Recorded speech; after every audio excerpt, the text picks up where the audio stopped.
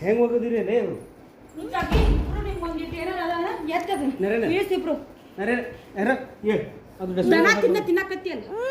Dustbin ಹಾಕಿ ಹೋಗು. ನರೇನೆ ಹಾಕ ಕೊಡು ಸ್ವಲ್ಪ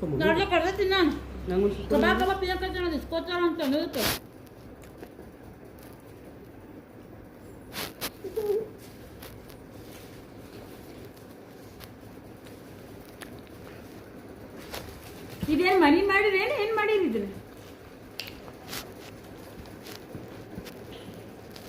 ಸಾಕು ನೀ ಭಾಳ ತಿಂದಿನಾರೆ ತಿನ್ನ ಹಾಕೋ ತುರ್ಕು ಬರೋದು